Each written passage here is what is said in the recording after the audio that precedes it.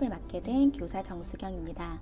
자, 그동안 신동진 선생님께서 화법과 작문의 주요 개념과 그 개념에 따른 문제 풀이에 대해서 아주 자세하고 깊이 있게 강의를 해주셨는데요. 오늘은 선생님이 고쳐쓰기를 주제로 강의를 해보려고 합니다.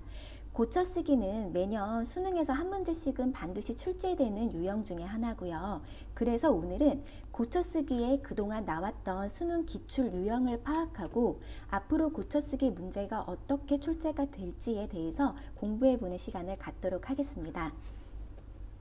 자, 일단 고쳐쓰기 출제 유형을 파악을 할 건데요. 자, 그 선생님이 학습지를 올려놓았는데요. 2018년도 수능과 2019, 2020년 수능 3개년 수능에 대해서 여러분들이 미리 문제를 반드시 풀어보셔야 돼요.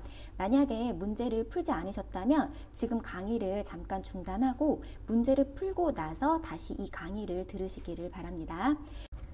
자, 2018년도 작문 문제 보겠습니다. 여러분들도 문제 출력해서 같이 두고 보셔야 돼요. 가와 나가 나오는데요. 가에서는요, 초고 작성을 위한 메모가 나오고요. 나는요, 이 메모를 통해 작성한 초고가 나옵니다. 그리고 이 메모에는요, 여러분들이 그동안 중요하게 공부했던 듯이 작문 상황, 작문 목적, 예상 독자, 주제가 같이 나오게 됩니다. 그럼 고쳐쓰기 문제 보겠습니다. 고쳐쓰기 문제에서는요, 초고의 한 부분, 여기서는 마지막 단락이에요. 마지막 단락을 고쳐 쓴 내용이 나옵니다. 그러면 여러분들은 이 초고와 고쳐 쓴 내용이 이 두 개가 어떻게 다른지 비교해서 그 차이점을 파악하시면 돼요. 문제로 가보겠습니다. 자, 2018년도 수능 작문 기출문제 보겠습니다. 가는 초고 작성을 위한 메모가 나오죠. 메모에는 작문 상황, 그리고 글의 목적은 설득하는 목적이고요. 예상 독자가 우리 학교 구성원이라고 나오죠. 주제는 봉사의 날 운영 방식을 동아리별 봉사활동으로 전환할 필요가 있다라는 것을 설득하는 겁니다. 그리고 이 메모를 바탕으로 해서 쓴 학생의 초고가 나오죠. 문제 바로 볼게요. 자, 문제를 보면은 고쳐쓰기 문제입니다. 초고의 마지막 문단을 아래와 같이 수정했습니다. 그럼 이게 고쳐 쓴 글이겠죠. 그러면 초고의 마지막 문단이 이 부분과 문제에 나와 있는 이 부분이 어떤 점이 다른지를 보시면 돼요. 먼저 초고 먼저 보겠습니다.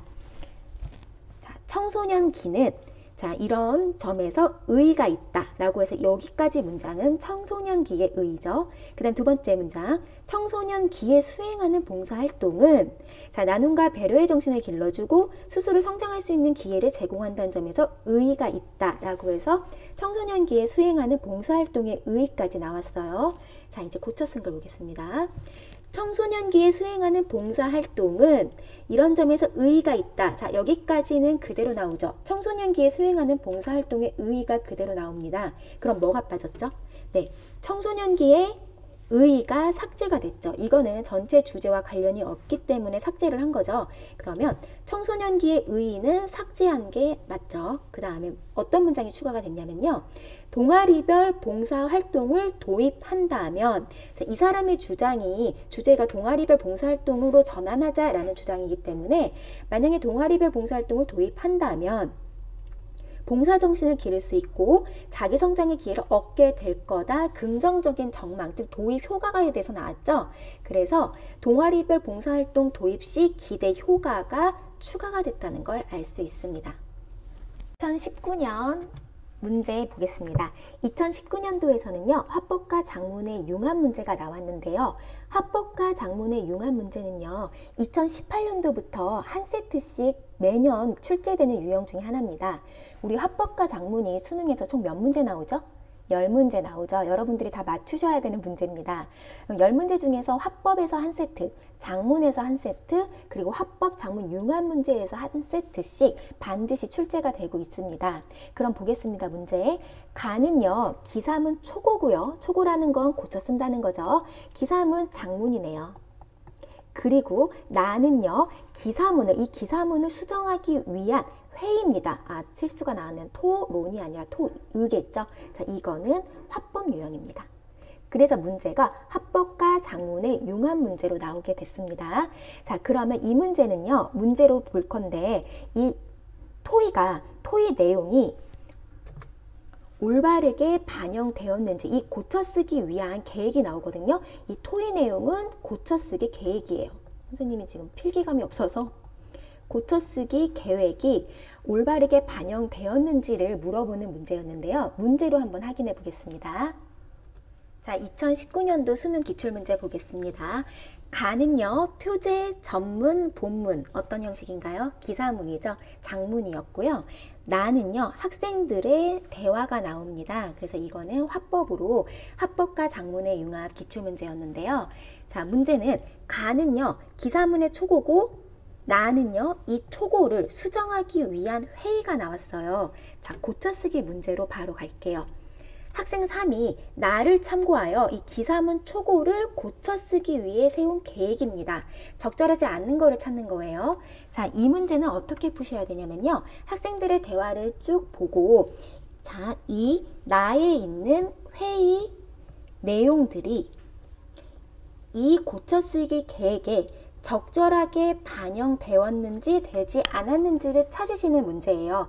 그래서 시간이 조금 걸려서 꼼꼼하게 파악하시면 돼요. 문제의 난이도는 좀 쉬운 편입니다.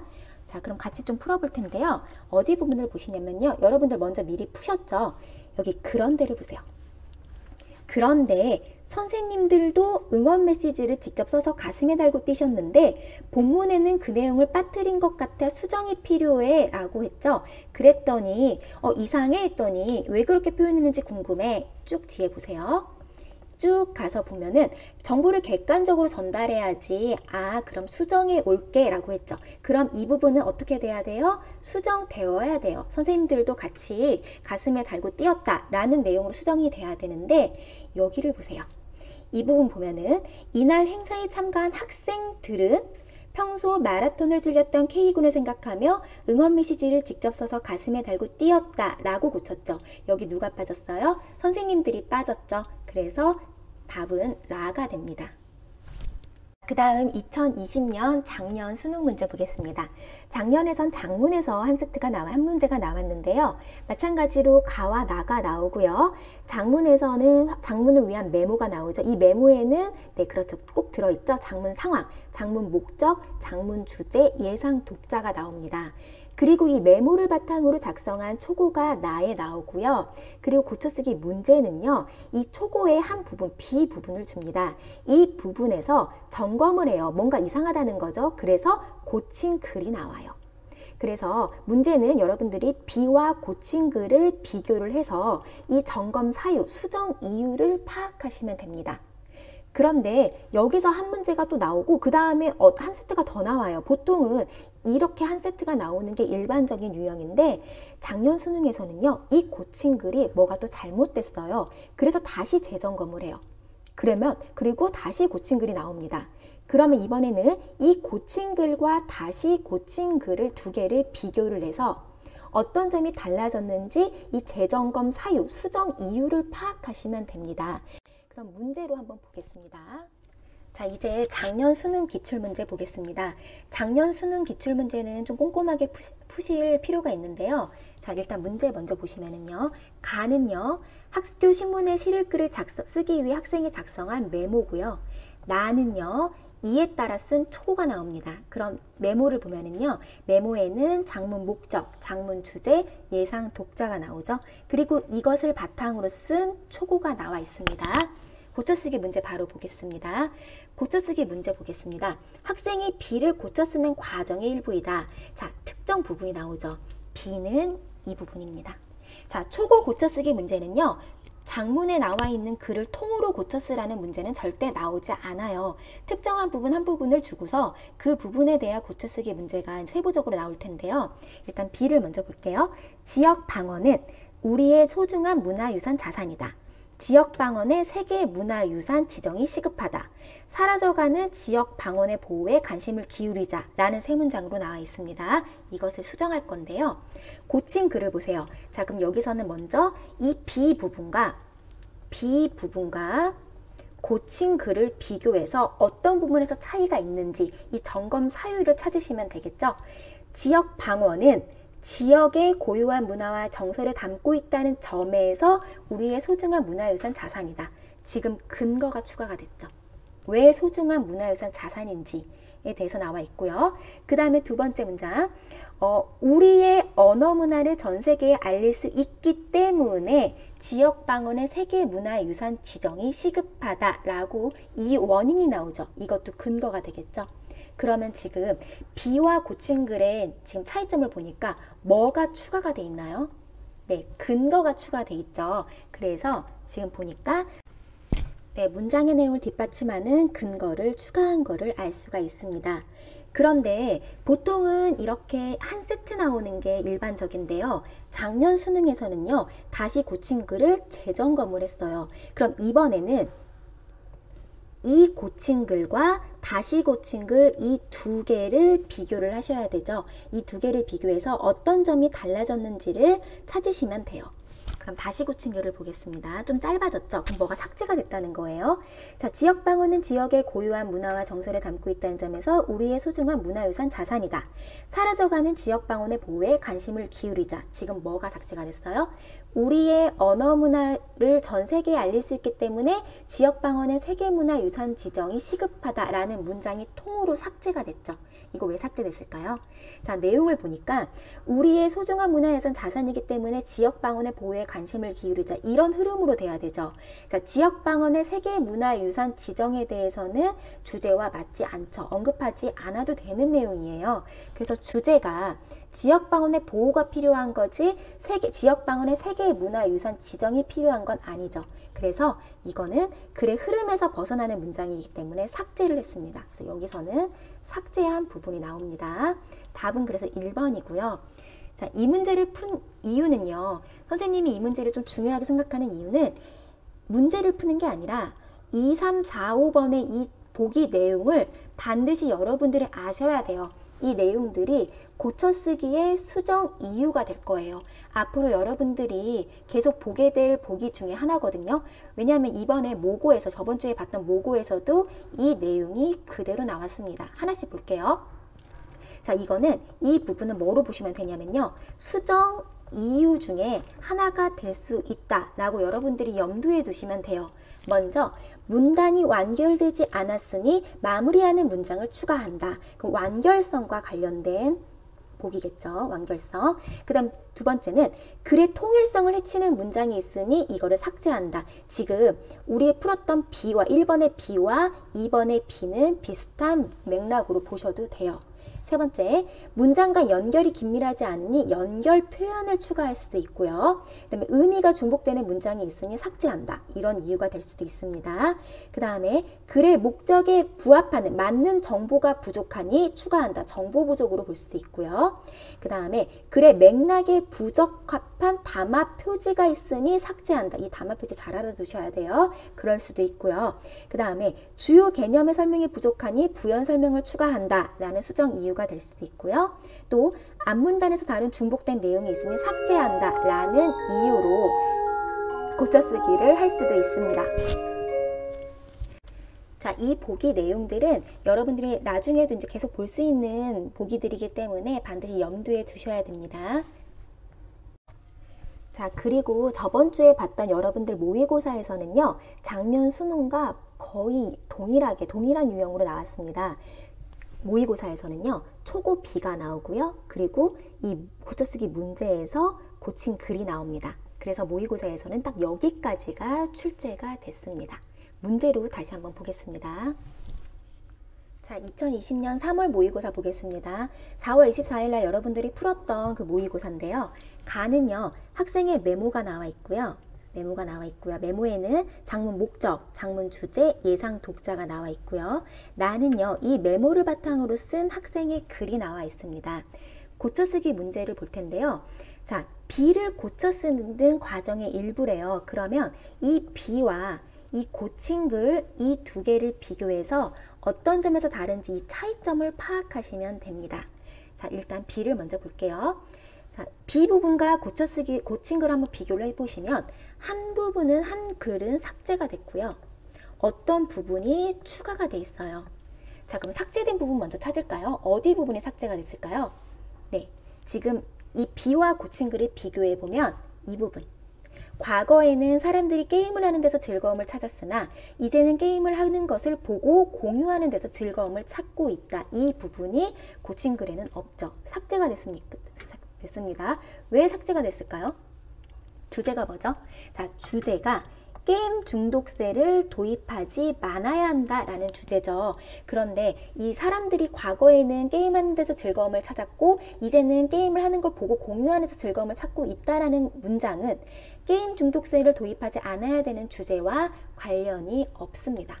자, 주제와 관련이 없기 때문에, 즉 글의 흐름과도 맞지 않기 때문에 삭제가 됐어요. 그러면은 이 부분은 자, 어떤 부분과 연관이 되냐면 글의 흐름에서 벗어나는 문장이기 때문에 삭제한다. 이것도 괜찮고요. 또 주제는 통일성이죠. 글의 통일성을 해치는 문장이 있으니 삭제한다. 이 부분도 괜찮죠. 그럼 마지막 추가된 부분 찾을게요. 추가된 부분은요. 자, 고친 글에서 2010년 7.4조 원이었던 국내 게임 산업 규모가 2019년에는 12.5조 원에 달한다. 라는 부분이 추가가 됐죠. 자, 이 부분은 근거로 구체적인 수치를 쓴 거죠. 그러면은 이 부분은 어떤 복인가요? 자, 내용을 뒷받침하는 근거를 추가했다라고 봐도 되겠죠. 그래서 답이 2번이 됩니다. 자, 지금까지 최근 수능 3개년에 대해서 고쳐쓰기 문제를 파악을 해보았는데요. 자, 이제 고쳐쓰기 출제 경향이 어떻게 나오고 있는지 한번 정리해 보겠습니다. 그 이전에는요, 고쳐쓰기 문제가 문법적 지식 차원에서 많이 출제가 됐어요. 예를 들어서 문장에서 어법에 어긋난 부분이 없는지, 조사의 쓰임이 적절한지, 단어의 사용이 바람직한지 이렇게 나왔거든요. 그런데 최근에 고쳐쓰기는요, 이렇게 나옵니다. 자, 전체적인 흐름을 아셔야 푸는 문제들이 나오고요. 그리고 의미가 중복됐는지 여부를 묻는 문제, 그리고 근거, 이 근거가 충분히 있는지 또는 부적절한 근거가 없는지 묻는 문제가 나오고요. 그리고 이 세 가지를 좀 잘 보셔야 되는데요. 고쳐쓰기 장문에서는 주제를 주잖아요. 이 주제에 맞게 통일되게 글이 쓰여져 있는지 묻는 문제가 나오고요. 그리고 이 응집성이라는 건 문장 간 연결 관계를 묻는 문제가 나옵니다. 그리고 최근 나오는 용어 중에 하나가 담화 표지입니다. 담화 표지가 적절하게 맥락에 맞게 쓰여져 있는지 묻는 문제가 나오는데 이 담화 표지는 여러분들이 생소하게 들릴 수가 있어요. 그래서 좀 이따가 담화 표지에 대해서 마지막으로 정리해주는 시간 한번 가질게요. 그리고 마지막 완결성을 묻는 문제가 나옵니다. 마무리가 잘 되어 있는지, 그래서 추가적으로 뒤에 이어지는 내용을 묻는 문제까지 요즘 나오고 있어요. 자, 이제 마지막입니다. 선생님이 하고 싶었던 강의 중에 하나가 이 담화 표지였어요. 담화 표지는 그동안 합법에서 이제 동진 선생님께서 설명을 해주셨을 텐데 마지막으로 정리 한번 더 하겠습니다. 담화 표지라는 거는요, 일반적으로 화법에서 많이 쓰이는 용어예요. 그런데 최근에 고쳐쓰기 보기 지문에 담화 표지라는 용어가 사용이 됐거든요. 작년 수능도 그렇고 이번 모의고사에서도 사용이 됐다는 건 앞으로도 계속 여러분들이 보게 될 단어 중에 하나예요. 그럼 담화 표지의 개념이 무엇인지 볼게요. 자, 일단 담화 표지의 개념은요, 담화 상황에서, 여기서 화법이겠죠. 화자의 말하는 사람의 발화 의도나 심적 태도를 효과적으로 전달하기 위해 쓰이는 연결어, 어미, 접속어 등을 말해요. 그런데 이 담화 표지를요, 장문에서 가져오게 된다면요, 장문에서는 글의 흐름을 나타내는 표시라고 할 수 있습니다. 즉, 담화 표지는요, 말이나 글에서 바로 뒤에 진술하고자 하는 내용에 대한 신호가 담화 표지라고 할 수 있습니다. 그럼 담화 표지가 어떤 게 담화 표지지? 라고 궁금해하시는 친구들이 많을 텐데요. 한번 정리해 볼게요. 자, 담화 표지의 종류는 크게 세 가지로 나눴어요. 먼저 첫 번째, 예고, 정리, 강조 표현. 담화 표지가 이렇게 세 가지 예시가 있는데요. 이제부터 뭐뭐에 대해 알아보겠습니다. 이거는 뭐가 되죠? 예고가 되죠. 이제부터 뭐뭐에 대해 알아보겠습니다. 두 번째, 지금까지 뭐뭐에 대해 알아보았습니다. 이건 정리 표지고요. 그 다음에 다시 한번 강조하자면 이거는 강조의 표지겠죠. 그 다음에 두 번째, 자, 접속 표현도 담화 표지 중에 하나입니다. 주로 접속 부사로 많이 쓰이는데요. 우선, 먼저, 다음으로, 마지막으로 이거는 선후, 앞뒤를 알려주는 담화 표시고요.